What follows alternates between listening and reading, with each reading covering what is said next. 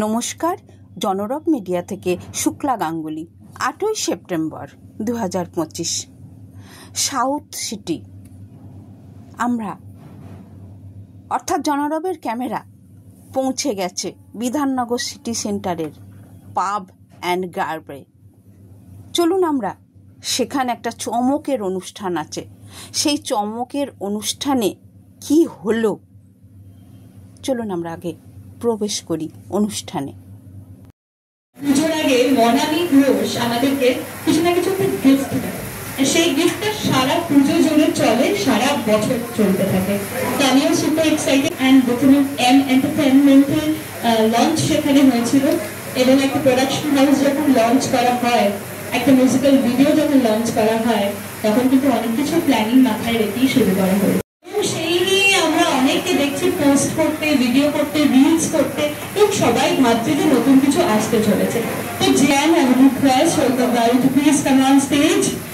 Thank you so much দাদা, and all the very best. আমরা দেখবো আগে, এবং সোশ্যাল মিডিয়া এখন পুরো ভাইরাল অ্যান্ড ট্রেন্ডিং। আমরা যদি ফার্স্ট লুকটা যেটা সেটা দেখে নিই, তাহলেই আমার মনে হয় অডিয়েন্স এবং আমাদের এখানে সবাই যারা আছে তারা বুঝতে পেরে যাবেন যে কিভাবে ওটার সাথে কানেকশন। তারপর ফেলিসিটেট করবো with a wonderful bunch of flowers. So thank you so much. এবং সৈকতা মনামিদির হাতে ওনারা তুলে দিচ্ছেন। Thanks to Pantic.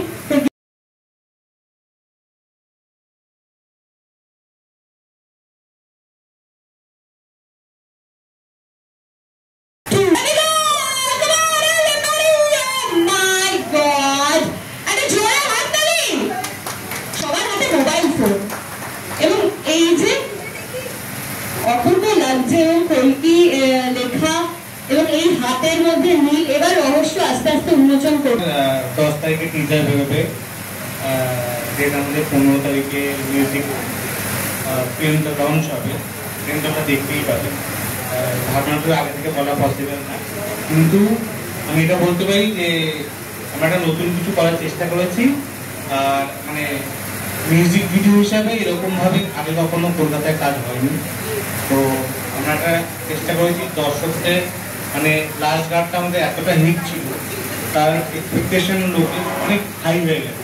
এবার আমরা ভাবছিলাম তার থেকে কিভাবে সেটা মানে তার উপরে করা যায়। তো সেই জায়গা থেকে আমরা এটা করেছি। এবার তোমরা দেখো, তোমরাই বলবে। আমি নিজেদের ভাগ তো নিজেরা পেটাবো না, তো সেটা আমরা সারা পুজো এনজয় করি, পুজোর জামার মতো সব জায়গায় সেটা চলতে থাকে, বাজতে থাকে। ফেসবুক, ইনস্টাগ্রাম অল টুগেদার একটা উপর এক্সাইটেড, মানে এক্সাইটেড, নার্ভাস, আনন্দ, চোখে জল, গায়ে কাটা, সবকিছু আছে এই প্রজেক্টটা নিয়ে। একটা যেটা আসলে কথা এক্ষুনি বললো যে লাস্ট যে আমাদের মিউজিক ভিডিওটা এসেছিল, সেটা এত মানে একটা ব্লকবাস্টার ছিল যে মানুষের এক্সপেকটেশন অনেক বেশি। মানুষ বোধহয় লাস্ট বছরও আমাদের কোনো গান আসেনি, মানুষ লাস্ট বছরও পুজোর সময় আইলো উমা বাড়িতেই নেচেছে। তার মানে মানুষ চাইছে মানামি একটা কিছু আনুক যেটাতে আমরা আবার নাচবো। তো সেটা একটা ভীষণ মানে কি বলবো, যেমন সম্মানের, সেরকম ভীষণ মানে একটা ভয়ের জায়গা যে সেই এক্সপেকটেশনটা মিট করতে পারবো তো, এরকম থাকে। কিন্তু যে জিনিসটা ভাবা হয়েছে, কলকি নামটা দেখেই তো বোঝা যাচ্ছে কলকি আমাদের শেষ অবতার, এবং যে কলিযুগকে শেষ করে সত্য যুগের স্থাপনা করবে কলকি অবতার। তো খানিকটা পুরোটা আমি এখন বলবো না, ইনফ্যাক্ট টিজার রিলিজের দিনও পুরোটা বলবো না হয়তো, কারণ মিউজিক ভিডিওটা দেখে আমি চাই সবাই বুঝুক এবং জানুক। কিন্তু কিছুটা তার সাথে যোগাযোগ আছে আর কি, আজকের কলকি হয় তার সাথে যোগাযোগ আছে। এবং এখন নীল আলতার ব্যাপারটাও মানুষজন জেনে গেছে, যে আমরা জানি যে কলকি অবতারের গায়ের রং নীল, এরকম ভাবে দেখানো হয়।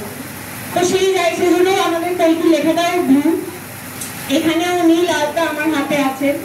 এবং এই পোস্টারে যতটুকু বোঝা যাচ্ছে, এইটার মধ্যে আমার মনে হয় একটা অসম্ভব ডেপথ আছে, যে মেয়েটা আশেপাশে দেখা যাচ্ছে খুব খুশি, কিন্তু এইটার মধ্যে চোখে জল আর কি, কোথায় একটা কষ্ট আছে।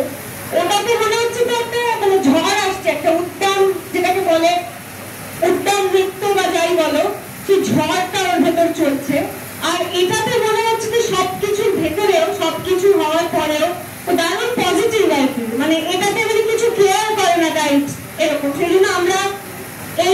তিনটে ছবিকে বেঁচেছি আর কি, যে এইটার ওদের এরকম 3-4টে মুড আছে কলকি, তো সেইগুলো সবগুলো এটার মধ্যে আছে। চোখে জল আসবে, তারপর গায়ে কাটা দেবে। তো আমার বলতে গিয়ে এখন গায়ে একটা জীবনের গান, মানে আমাদের সবার জীবনের গান, শুধু আমার নয়, তোমাদের সবার, আপনাদের সবার। তো এই কলকাতাতে আজ পর্যন্ত হয়, এটা জন্য জোরে হাততালি।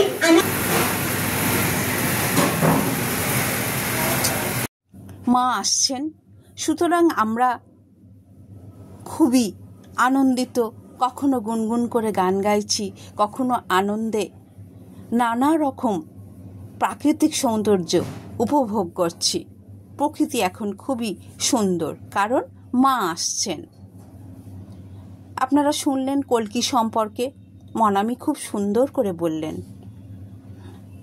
পুরোটা তো জানা হলো না, তার জন্য আপনাদেরও অপেক্ষা করতে হবে, আমাদেরকেও অপেক্ষা করতে হবে।